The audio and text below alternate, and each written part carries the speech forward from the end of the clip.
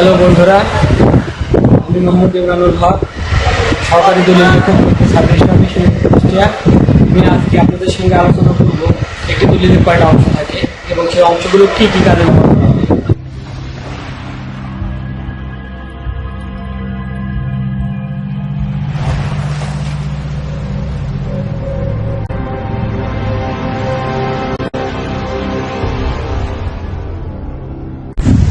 আপনারা দেখছেন যে আমার সামনে একটি রেজিস্ট্রিকৃত দলিল আছে, যেটা রেজিস্ট্রি হয়ে গেছে। এটা রেজিস্ট্রেশন সাল হচ্ছে 28/2/2012। এই দলিলটি 28/2/2012 সালে রেজিস্ট্রি হয়েছে। এখানে আপনারা দেখতে পাচ্ছেন দলিলটি রেজিস্ট্রি অফিসের নাম দেওয়া আছে sub registry office Mirpur Kushtia, এবং দলিলের প্রকৃতি দেওয়া আছে খোস কবলা। মৌজার নাম হচ্ছে 5 নম্বর সন্ধ্যা, ইউনিয়ন ছাতিয়ান, থানা উপজেলা এখানে দেওয়া আছে মিরপুর এবং জেলা কুষ্টিয়া। এখানে দেখেন হস্তান্তরিত সম্পত্তির পরিমাণ দেওয়া আছে 11 শতক 16 পয়েন্ট, অর্থাৎ 0.1116 একর জমি মাত্র। জমির শ্রেণীটি ধানি এবং এই জমির মূল্যটি মৌজা তালিকা অনুযায়ী বাজার মূল্য নির্ধারণ কমিটি কর্তৃক যে নির্ধারণ করেছিল জমির দাম, ধানি জমির দাম, সেই ধানি জমির দাম অনুযায়ী 1,30,000 টাকা হয়েছে। তো এখন আমরা যাব দ্বিতীয় অংশে। এই অংশটা দেখছেন আপনারা, এই অংশটা দেখছেন দলিলের প্রথম পেজের বিপরীত পাশ। এই পাশে মূলত অনেকগুলো সিল থাকে, অফিসার এবং অফিস কর্তৃক সিল দিয়ে এটা ভেরিফাই করা থাকে। এখানে দেখছেন যে জমিটি বিক্রি করেছে মোহাম্মদ জমির উদ্দিন, লিঙ্ক মোহাম্মদ বদর উদ্দিন। এখানে তার টিপসই, এই টিপসইটাই মেন। এই টিপসইয়ের একটি এখানে একটা নাম্বার দেওয়া আছে। প্রত্যেকটা দলিলে এই টিপসইয়ের নাম্বার থাকে এবং এই টিপটা কখন দিয়েছে, টিপটা কখন দিয়েছে, কত সময় আগে দিয়েছে, এই টিপের টাইমগুলো কিন্তু দলিলের উপরে উল্লেখ থাকে। এই টিপটাই মেন। এই টিপ যতক্ষণ না হবে ততক্ষণ জমি রেজিস্ট্রি হবে না। অনেকে মনে করে যে স্ট্যাম্প পেপারে সই করবো আর রেজিস্ট্রি হয়ে যাবে, সই করা যাবে না, টাকা না দিলে সই করবো না। এটা আসলে কোনো ফ্যাক্ট নেই। এই টিপটা সমস্ত কিছু হওয়ার পরে প্রথমে জমির দলিলটা কমপ্লিট হবে, লেখা হবে, কমপ্লিট হবে, তারপরে অফিসে নিয়ে ক্যারানির কাছে সাবমিট করা হবে। ক্যারানি দলিলটা ভেরিফাই করবে সবকিছু ঠিকঠাক আছে কিনা, কাগজপত্র ঠিকঠাক আছে কিনা, পেমেন্ট অর্ডার দিয়েছেন কিনা ব্যাংকে, সেগুলো ঠিকঠাক থাকলে ক্যারানি সাহেব এখানে ফিস কষে দেবে। দেখেন রুল পেন্সিল দিয়ে এখানে ফিস কষা আছে জমির দলিলের উপরে। রুল পেন্সিল দিয়ে এখানে এ ফি, এন ফি, ই ফি, ও ফি, এই ফিগুলো কষে দেবে। ফিগুলো কষে দেওয়ার পরে এটা আবার আপনাকে ভেরিফাই করার জন্য সাব রেজিস্ট্রারের কাছে পাঠাবে। সাব রেজিস্ট্রার সাহেব যদি সব কিছু ঠিক থাকে তাহলে এখানে পেন্সিল দিয়ে দেখেন টিক দিয়ে দেওয়া আছে,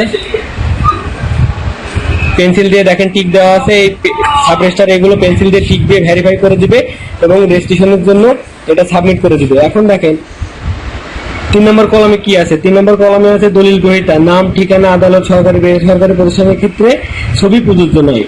এখানে দেখেন দলিল গ্রহীতার নাম এখানে দেওয়া আছে, তার পিতার নাম, মাতার নাম, স্বামীর নাম, তার বয়স, ধর্ম, পেশা এবং তার ঠিকানা, এবং তার ছবি দেওয়া আছে। ছবির উপর তার আবার বৃদ্ধাঙ্গুলি ছাপ এবং ছবির উপর দিয়ে তার নাম লেখা।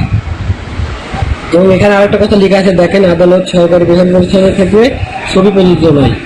এখন কোনো প্রতিষ্ঠানের তো ছবি এখানে উল্লেখ করার কোনো প্রয়োজন নাই, প্রতিষ্ঠানের কোনো পিতামাতার নামও হয়নি। এই জন্য এখানে আদালত বা সরকারি বেসরকারি প্রতিষ্ঠানের ক্ষেত্রে ছবির কোনো প্রযোজনা হয়ে এখানে লেখা আছে, এই কারণে। এখন দেখেন 4 নম্বর আর্টিকেল, 4 নম্বর কলাম। 4 নম্বর কলামে কি লেখা আছে, জমির দলিল দাতা, যে জমিটি বিক্রি করছে তার তথ্য এখানে দেওয়া আছে। দেখেন এখানে জমির দাতার নাম দেওয়া আছে জমির উদ্দিন, পিতার নাম, মাতার নাম, স্বামীর নাম নাই বলে এখানে উল্লেখ এখানে করা হয় নাই। এখানে ডিরেক্টর দেওয়া হয়েছে গ্রহীতার মতো, জমি বিক্রেতা তার মতো এখানে দাতার মানে বিক্রেতারও তথ্য এখানে দেওয়া হয়েছে, ছবি সহ, তার বিদ্যমানের ছাপ সহ এবং তার নাম সহ। এখন পরবর্তী যে অংশটা এখানে দেওয়া আছে 5 নম্বর কলামে, আমমুক্তার প্রতিনিধি অভিভাবকের মাধ্যমে দলিল সম্পাদিত হইয়া থাকলে তার নাম, ঠিকানা ও বিবরণ প্রদত্ত ক্ষেত্রে।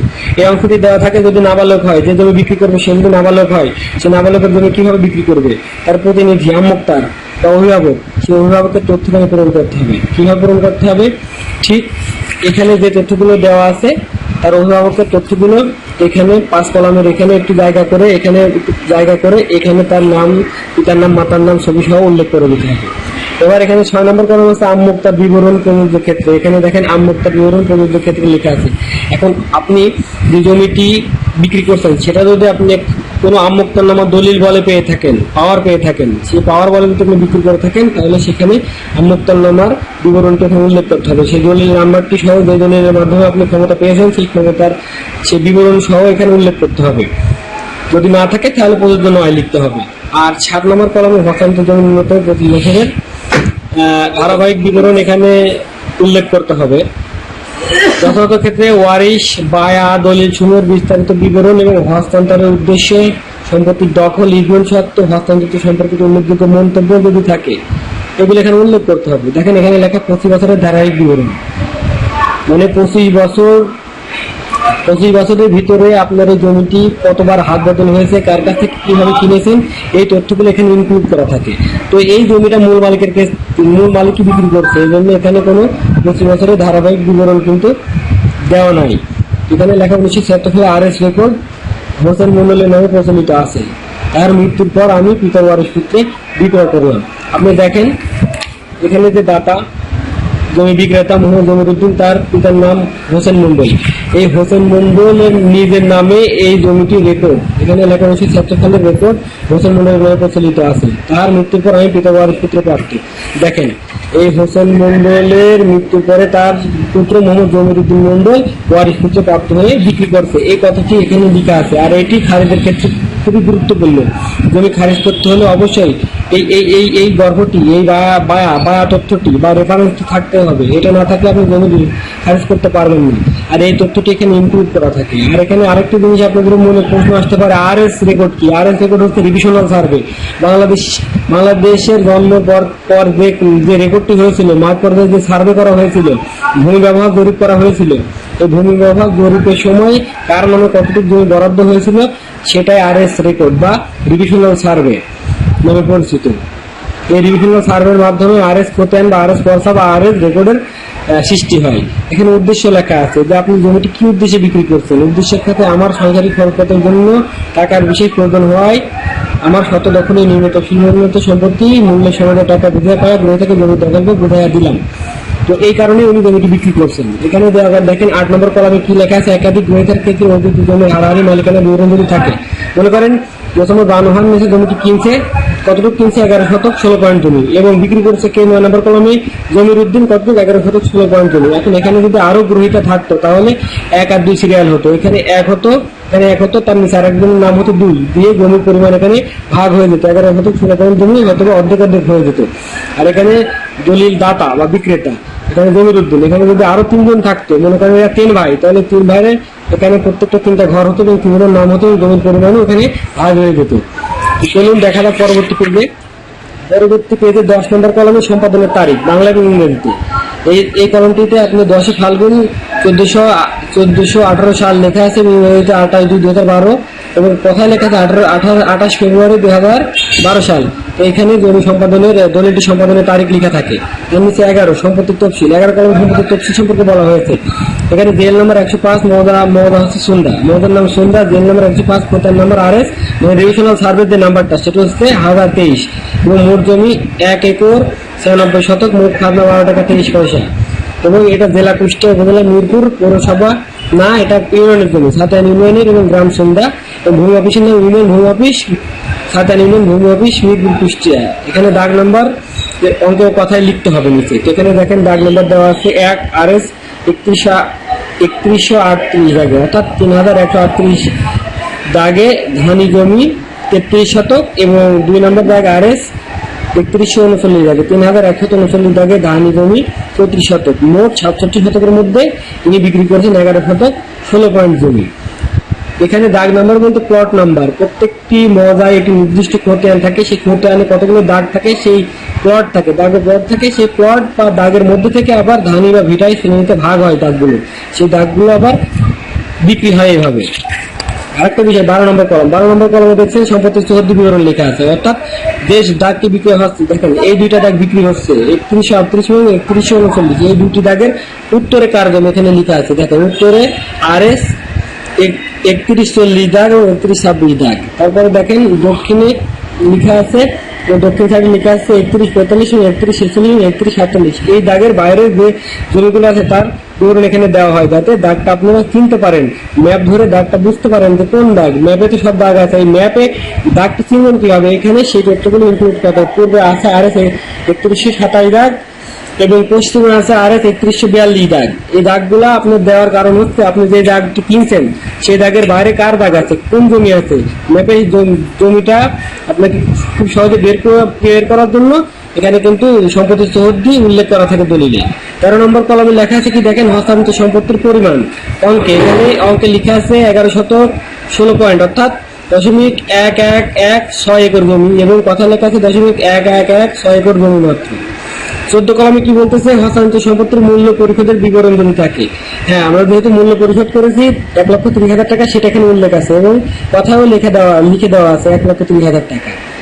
আর 15 নম্বর কলামে হস্তান্তরিত সম্পত্তির হাত নকশা পরিমাণ। এখানে দেখেন হাত নকশাটা কিন্তু উল্লেখ আছে এবং জমিটি কোন দিক থেকে ভূ দখল নিচ্ছে, উত্তর সাইডে দেখেন মার্কারি কেন্দ্রে কালি করা আছে, কিন্তু জমির পরিমাণটা কিন্তু এখানে লেখা হয়নি।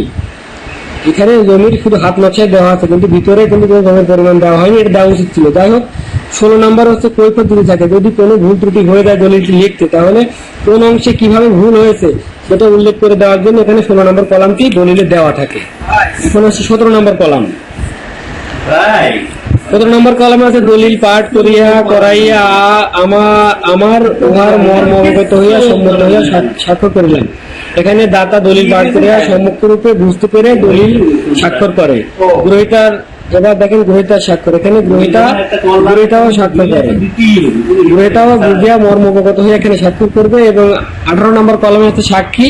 এখানে 18 নম্বরের ক এবং খ দেওয়া আছে, দুইটা সাক্ষী। এখানে দুইটা সাক্ষী, তারা তাদের নাম, পিতার নাম, মাতার নাম এখানে সাক্ষী কলমে ফিল আপ করবে। আরেকটা বিষয় দেখেন, আমি একটু দূরে যাচ্ছি, এখানে নয়েজ হচ্ছে, কাছ থেকে কথা বলছে, এজন্য একটু দূরে যাই আপনাদেরকে ভিডিওটা করে দেখাচ্ছি। এখন দেখেন শনাক্তকারী 19 নম্বর কলমে। এই শনাক্তকারীর নাম, ঠিকানা ও স্বাক্ষর এখানে উল্লেখ আছে। এখানে যে শনাক্ত করবে, মানে যে জমিটি বিক্রি করছে তাকে সে শনাক্ত করে দিবে যে হ্যাঁ ইনি সেই জমি। যদি কখনো জমি জমা সংক্রান্ত বিরোধ হয়, মামলা মোকদ্দমা হয়, যদি সে কোনো কেস কাছারিতে জড়ায় পড়ে, তাহলে শনাক্তকারী চিহ্নিত করে দেবে যে এই ব্যক্তি সেই ব্যক্তি যে জমিটি বিক্রি করেছিল। যেমন নাম, পিতার নাম, মাতার নাম, গ্রাম, ডাকের এখানে তার উল্লেখ করা আছে। 20 নম্বর কলমে কি আছে দেখেন, 20 নম্বর কলমে আছে, হস্তান্তরিত সম্পত্তির সঠিক পরিচয় এবং বাজার মূল্য সম্পর্কে সম্মুখ অবগত হইয়া আমি নিম্নে স্বাক্ষরকারী অত্র দলিলের মুসাবিদা কারক, অর্থাৎ দলিল লেখক, দলিলটি লিখে আছে দিয়ে আছে এবং পক্ষগণকে পাঠ করা শোনায় আছে, তার এখানে সিগনেচার, তার ডিটেলস এখানে দিতে হবে। উল্লেখ করতে হবে দলিলটি কয় ফর্দে লিখিত, যদি 12 ফর্দে হয় 12 ফর্দে, 9 ফর্দে হলে 9 ফর্দে, 20 ফর্দে হলে 20 ফর্দে, যতটি পেজ থাকবে দলিলে এটা এখানে উল্লেখ করতে হবে। এখানে লেখা আছে মুসাবিদা কারক বা দলিল লেখকের নাম, পূর্ণ ঠিকানা, দলিল লেখকের সনদপত্র, অফিস নাম সহ। অফিসের নাম sub registry office, Mirpur, Kushtia. নাম মোহাম্মদ নাসিরউদ্দিন, পিতা মৃত নুরুদ্দিন আহমেদ, সাং বিভাগ, ডাকঘর বাড়িগড়া, বদলপুর জেলা, কুষ্টিয়া। এখানে যে লেখক এখানে লিখছে তার নাম ধাম এবং তার স্বাক্ষর তারিখ এখানে উল্লেখ করা হয়েছে। এখানে যে লেখক লিখবে তার তথ্য এখানে উল্লেখ করা হবে। আরেকটা বিষয় আমি এখানে দেখাই, এখানে কিন্তু হলফনামাতে মাত্র 50 টাকার স্ট্যাম্প দেওয়া আছে, কিন্তু বর্তমানে আর কিন্তু হলফনামাতে 50 টাকার স্ট্যাম্প চলছে না, এখন 200 টাকার স্ট্যাম্প। এটা যেহেতু 2012 সালের দলিল, 2012 সালে কিন্তু আমরা হলফনামাতে 50 টাকার স্ট্যাম্প ব্যবহার করতাম, মানে এভিডেভিটে। এখন কিন্তু আর 50 টাকার স্ট্যাম্প ব্যবহার করার সিস্টেম নেই, এখন হলফনামাতে 200 টাকার স্ট্যাম্প ব্যবহার করতে হবে। হলফনামায় কি থাকে দেখেন, এখানে হলফনামায় উল্লেখ থাকে দলিল দাতার হলফনামা, বরাবর সদর sub registry office, Mirpur, Kushtia.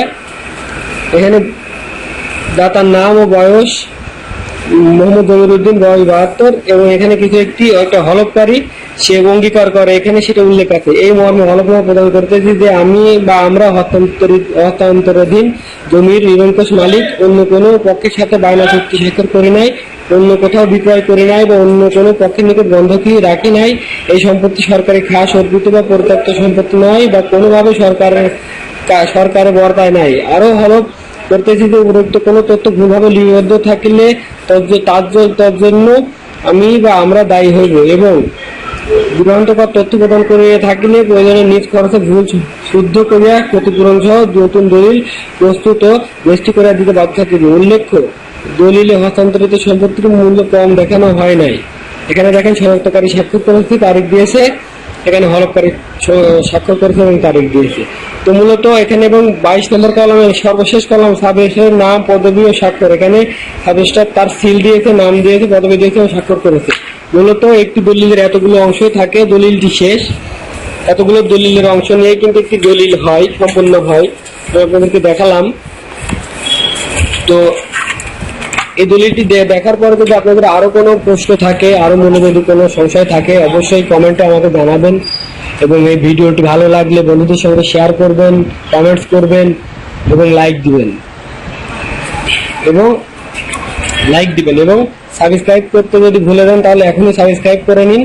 তাহলে আমি নতুন নতুন ভিডিও যদি আপলোড করি তাহলে আপনাদের কাছে নোটিফিকেশন যাবে এবং আপনারা ভিডিওগুলো দেখতে পারবেন। ভালো লাগলে অবশ্যই আমাকে সাপোর্ট করবেন এবং কোন কোন ভিডিও আপনারা চান সেগুলো সম্পর্কে আমাকে জানাবেন। আমি অবশ্যই এই জমি সংক্রান্ত বিষয়ে নতুন নতুন আপনাদের ভিতরে যে ধারণাগুলো আছে সেগুলো চেঞ্জ করার জন্য আমি ভিডিওগুলো তৈরি করব। এবং অনেকেরা ভাবে যে রেজিস্ট্রি অফিসে রেজিস্ট্রি খরচগুলো দলিল লেখকরা আসলে বাড়ায়, আসলে না, দলিল লেখকের দোষ নয়। এখানে দলিল লেখকরা কোনো জমি জমা রেজিস্ট্রি সংক্রান্ত কোনো তথ্য উপাত্ত কোনো কিছু করেই জমি রেজিস্ট্রি খরচ বাড়ায় না। জমি রেজিস্ট্রি খরচ যা বাড়ায় সরকার বাড়ায় এবং অফিস বাড়ায় এবং মূল্য নির্ধারণ কমিটি বাড়ায়। আর মূল্য নির্ধারণ কমিটি বাড়ায় এটা কিভাবে? আপনার প্রত্যেকটা দলিলের গড় মূল্য আছে, সেই গড় মূল্য প্রত্যেকটা দলিলকে অ্যাভারেজ করে গড় যে মূল্যটা বের হয় সেই মূল্যের উপর নির্ধারণ করে মৌজার শ্রেণী ভিত্তিক তালিকাটা আসলে করে। এবং এটার কারণেই কিন্তু সরকার তার যে শুল্কটা, যে ভ্যাট ট্যাক্স, এগুলো কিন্তু পেয়ে থাকে। তো এটা দলিল লেখকদের কোনো দোষ নয়। দলিল লেখকরা অফিসারদের কাছে এবং মূল্য নির্ধারণ কমিটির কাছে কিন্তু বাধা, ওরা যেভাবে করে দেয় আমরা সেভাবে করতে বাধ্য হই। অনেকের মাঝে ভুল ধারণা আছে যে দলিল লেখকরা বেশি টাকা নেয়, আসলে না, দলিল লেখকরা বেশি টাকা নেয় না। এরা পেটের দায় এখানে কাজ করতে আসছে, আপনার বেশি টাকা নেওয়ার কোনো ইচ্ছা তাদের নাই। সুতরাং দলিল লেখকদের উপর থেকে যে আপনাদের ভুল ধারণা, এটা আশা করি দূর হয়েছে। এবং আমি আপনাদেরকে চেষ্টা করবো যে দলিল সংক্রান্ত সমস্ত সুষ্ঠু সুন্দর ধারণাগুলো আপনাদের কাছে তুলে ধরা। এবং আপনাদের যদি কোনো কনসালটেন্সি লাগে এবং জমি জমা সংক্রান্ত কোনো রেজিস্ট্রি সংক্রান্ত কোনো সমস্যার সম্মুখীন হন আমাদের কাছে আসবেন। মিরপুর সাব রেজিস্ট্রি অফিসের প্রথম ঘরটায় আপনি এসে আমার ওস্তাদ বা আমার কাছ থেকে আপনারা তথ্য জানতে পারবেন। আমি যদি আপনাদেরকে তথ্য সম্পূর্ণ দিতে না পারি, আমার ওস্তাদ আছে, তার কাছে যাবেন, সমস্যা নাই। আপনাদের টোটালি রেজিস্ট্রি সংক্রান্ত সমস্যা সমাধান হয়ে যাবে এবং খুব কম খরচে অল্প সময়ে নির্ভুলভাবে আপনার জমিটি রেজিস্ট্রি হবে এবং পরবর্তীতে এই জমি নিয়ে আপনি জটিলতা করবেন না। অনেক সময় হয় কি, জমি ভুলভ্রান্তি করে রেজিস্ট্রি করে দেয় অনেক দলিল লেখকরা, পরবর্তীতে যে ক্লায়েন্ট বা মক্কেল বা বায়ার যাই বলি না কেন সে কিন্তু জটিলতায় পড়ে যায়, সমস্যায় পড়ে যায়। অনেক সময় হয় কি, এক জমি যে বিক্রি হয়ে গেছে, রেজিস্ট্রি হয়ে গেছে অলরেডি, সেই বিক্রিত জমি আবার বিক্রি হয়। আমরা কিন্তু ওই জমি রেজিস্ট্রি করি না, আগে সেই ক্রেতাকে বলি যে আপনি জমি সম্পর্কে ভালোভাবে খোঁজ নেন, প্রয়োজনে আপনি তহসিল অফিসে যান, তহসিল অফিসে গিয়ে আপনি সাব রেজিস্ট্রারের কাছ থেকে তহসিলদারের কাছ থেকে তথ্য নেবেন, হোল্ডিং নাম্বারটা নিয়ে গিয়ে তথ্য নিয়ে যদি জমি সঠিক থাকে তারপর আপনি রেজিস্ট্রি করেন। আপনি সমস্ত কিছু জেনে বুঝে জমির দলিলটা যদি রেজিস্ট্রি করতে হয় তাহলে দলিলটা লেখা হয়ে গেলে আপনি দলিলটা সম্পূর্ণ পড়বেন, পড়ে দলিলটা ভেরিফাই করবেন। যদি সম্পূর্ণ ঠিক থাকে তখনই আপনি আমাদের বলবেন, আমরা রেজিস্ট্রি করে দেবো। এখানে ভুল ভ্রান্তি হলে অনেক সময় হয় কি, দলিল লেখকের উপর আপনারা দোষ চাপান। দলিল লেখকের কোনো দোষ নেই, আপনারা যেভাবে বর্ণনা করেন দলিল লেখক ঠিক সেভাবে লেখে, কাগজপত্র যা থাকে তাই সে অনুযায়ী লেখে। অথচ দেখা যাচ্ছে ভুল ভ্রান্তি হলে ওই জমি নিয়ে কেস বা কোনো কিছু সমস্যা হলে আপনারা দলিল লেখকের সরাসরি দোষ দিয়ে দেন। এখানে দোষ কিসের? দলিল লেখক আপনি যেভাবে বর্ণনা করছেন, বর্ণনাকারী বর্ণনা যদি সঠিক থাকে তাহলে দলিল লেখক সেই মোতাবেক দলিল সঠিক করে। যদি ভুল হয়ে থাকে তাহলে আপনার ভুলের কারণে হয়, দলিল লেখকের কোনো ভুল নয়। দলিল লেখক আপনি যেভাবে বলছেন সে সেভাবে লিখছে, আর আপনার জমি সম্পর্কে তো তার কোনো ধারণাই নাই, সে আপনি কিভাবে জানবে? সে কি আপনি শুধু ছুটে বেড়াচ্ছেন নাকি আপনার জমি সম্পর্কে দেখার জন্য? আপনি কাগজ যা দিচ্ছেন দলিল সেভাবে লিখছে। তাই ভুল ত্রুটি হলে আপনাদের নিজ টাকা খরচ করে নিজ গরজে আপনি দলিল সংশোধন করবেন, আমাদের কোনো ভুল নাই। তাই আপনাদেরকে সচেতন থাকতে হবে এবং দলিল রেজিস্ট্রি করার আগে ভালো করে খুঁটিয়ে দেখতে হবে সমস্ত কিছু ঠিক আছে কিনা, খতিয়ান নাম্বার, দাগ নাম্বার, জেল নাম্বার, মৌজা, কতটুকু জমি কিনছেন, কতটুকু হিস্সা ইত্যাদি ইত্যাদি ঠিক আছে কিনা, জমি দাগ খতিয়ানগুলো ঠিকঠাক ভাবে উঠানো আছে কিনা ইত্যাদি সবকিছু ঠিকঠাক করে তারপরে আপনারা জমিটি রেজিস্ট্রির জন্য সাবমিট করবেন। আর আমাদের যদি ভালো লাগে আমাদের চ্যানেলটি সাবস্ক্রাইব করবেন এবং সরাসরি আমাদের কাছে মিরপুর সাব রেজিস্ট্রি অফিসে চলে আসবেন যে কোনো সমস্যার কারণে সমস্যা হলে। ধন্যবাদ।